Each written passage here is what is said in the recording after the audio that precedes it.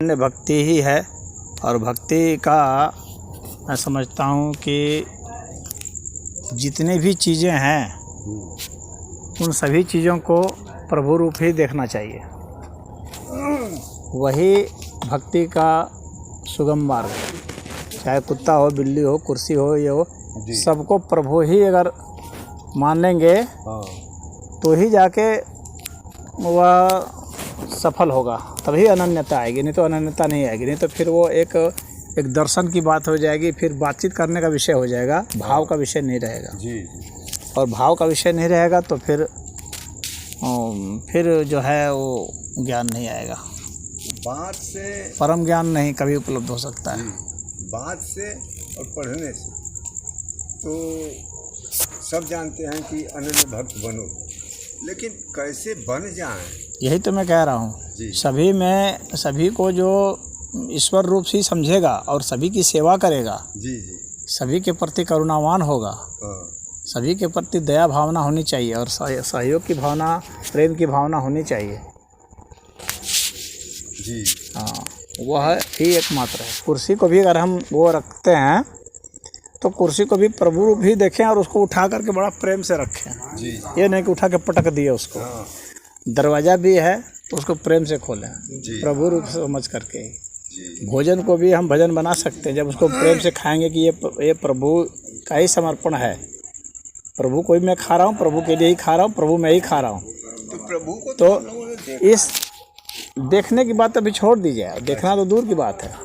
अभी तो उसके विषय में चर्चा का कोई मामले नहीं, वो तो फिर एक काल्पनिक बात हो जाएगी। जो है हमारे सामने में, जिसको हमारी इंद्रियां प्रत्यक्ष कर रही हैं, हम उसको ही प्रभु पहले माने और यह समझें कि यह जो पदार्थ रूप में जो दिख रहा है, डंडे रूप में दिख रहा है, प्लास्टिक रूप में दिख रहा है, ये जो दिख रहा है ये प्रभु ही है, प्रभु का ही यह स्वरूप है। और जब हम सारे स्वरूपों की वंदना कर सकते हैं तो ही जाकर के प्रभु प्रकट होते हैं, अन्यथा ऐसे प्रकट नहीं होकर कभी भी नहीं प्रकट हो सकते। क्योंकि जब हम इनका ही सम्मान नहीं कर रहे हैं जो हमारे सामने प्रत्यक्ष हैं, तो फिर अप्रत्यक्ष के प्रकट होने का क्या मतलब है? कोई मतलब नहीं है। पहले प्रत्यक्ष के प्रति, अब कुत्ता है उसको मार कर डंडा से भगा रहे हैं और कर रहे हैं ज्ञान की बात, तो बेकार हो जाएगी, उसका कोई मतलब नहीं है, विरोधाभासी बात है। फिर वो सिर्फ बातें हैं, बातों का क्या? जब हमारे भीतर वो करुणा का धार बह रहा हो तो ही वो बात बनती है, ऐसा अन्यथा ऐसे नहीं बनती है। और वो हमारे व्यवहार में उतरना चाहिए।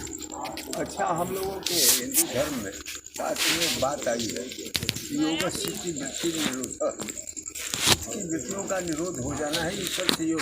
हाँ, तो वृत्तियाँ इतनी महीन हैं, सोते जागते हमेशा उठा कर, वो कैसे निरोध में जाएंगी?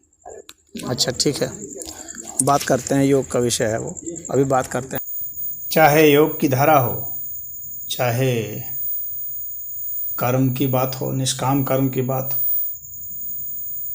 चाहे ध्यान योग की बात हो, मंत्र योग की बात हो, चाहे तंत्र योग की बात हो, कोई भी साधक हो, किसी भी क्षेत्र का हो, मांत्रिक, तांत्रिक, यांत्रिक, ध्यानी, ज्ञानी, कोई भी हो, परंतु ये सब जो है अंततः अगर अनन्य भक्त नहीं हो पाए तो इनको ईश्वर का बोध तो नहीं होगा, ईश्वर का साक्षात्कार नहीं होगा, ईश्वर लाभ नहीं होगा। इनको और कुछ लाभ हो सकता है, अन्य बहुत तरह के लाभ बताए गए हैं ध्यान साधना में, ज्ञान साधना में, परंतु ईश्वर लाभ तो सिर्फ अनन्य भक्त को ही होता है।